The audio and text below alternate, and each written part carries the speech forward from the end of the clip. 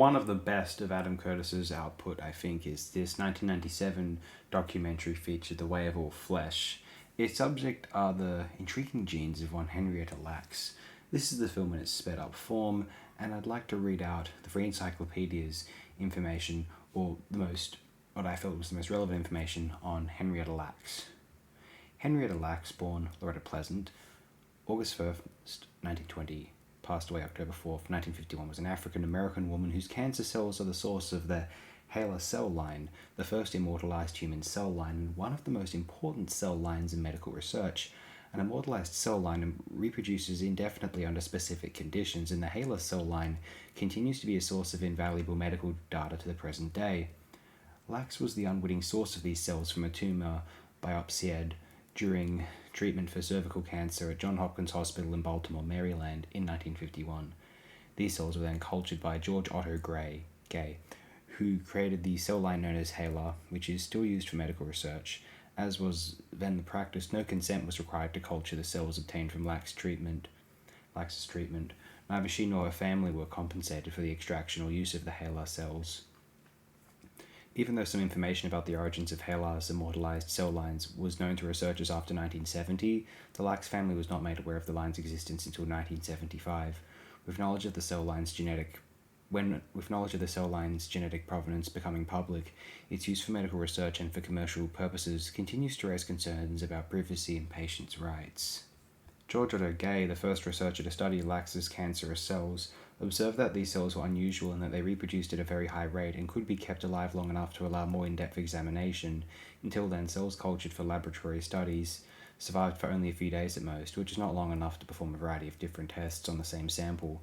Lacks's cells were the first to be observed that could be divided multiple times without dying, which is why they became known as immortal.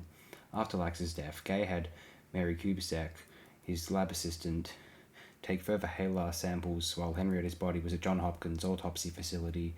The roller tube technique was the method used to culture the cells obtained from the samples that Kubicek collected. Gay was able to start a cell line from Lacks's sample by isolating one specific cell and repeatedly dividing it, meaning that the same cell could then be used for conducting many experiments. They became known as HeLa cells because Gay's standard method for labeling samples was to use the first two letters of the patient's first and last names. The ability to rapidly reproduce HeLa cells in a laboratory setting has led to many important breakthroughs in biomedical research. For example, by 1954, Jonas Salk was using HeLa cells in his research to develop the polio vaccine. To test his new vaccine, the cells were mass-produced in the first ever cell production factory. Additionally, Chester M. Southam, a leading virologist, injected HeLa cells into cancer patients, prison inmates, and healthy individuals in order to observe whether cancer could be transmitted, as well as to examine if one could become immune to cancer by developing an acquired immune response. HeLa cells are in high demand and put into mass production. They are mailed to scientists around the globe for research into cancer, AIDS, the effects of radiation and toxic substances, gene mapping, and countless other scientific pursuits. HeLa cells were the first human cells successfully cloned in 1955 and have since been used to test human sensitivity to tape, glue, cosmetics, and many other products. There are almost 11,000 patents involving HeLa cells. In the early 1970s, a large portion of other cell cultures became contaminated by HeLa cells. As a result, members of Henrietta Lacks' family received solicitations for blood samples from researchers hoping to learn about the family's genetics in order to differentiate between HeLa cells and other cell lines. Alarmed and confused, several family members began questioning why they were receiving so many telephone calls requesting blood samples. In 1975, the family also learned through a chance dinner party conversation that material originating in Henrietta Lacks was continuing to be used for medical research. Prior to this, the family had never discussed Henrietta's illness and death among themselves. Neither Henrietta Lacks nor her family had given her physicians permission to harvest her cells. At that time, permission was neither required nor customarily sought. The cells were used in medical research and for commercial purposes. In the 1980s, family medical records were published without family consent.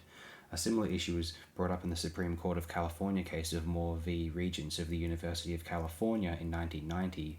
The court ruled that a person's discarded tissue and cells are not their property and can be commercialized. In March 2013, researchers published the DNA sequence of the genome of a strain of HeLa cells. The Lacks family discovered this when the author Rebecca Skloot informed them. There were objections from the Lax family about the genetic information that was available for public access. Jerry Lax Y, a grandchild of Henrietta Lacks, said to the New York Times, "The biggest concern was privacy. What information was actually going to be out there about our grandmother, and what information they can obtain from her sequencing that will tell them about her children and grandchildren and going down the line." That same year, another group working on a different HeLa cell line's genome under National Institutes of Health (NIH) funding submitted it for publication. In August 2013, an agreement was announced between the family and the NIH that gave the family some control over access to the cell's DNA sequence found in the two studies, along with a promise of acknowledgement in scientific papers. In addition, 2 family members will join the 6-member committee that will regulate access to the sequence data. In October 2021, Lax's estate filed a lawsuit against Thermo Fisher Scientific for profiting from the HeLa cell line without Lax's consent, asking for the full amount of Thermo Fisher's net profits. On July 31st, 2023, Thermo Fisher Scientific settled with the Lax family on undisclosed terms.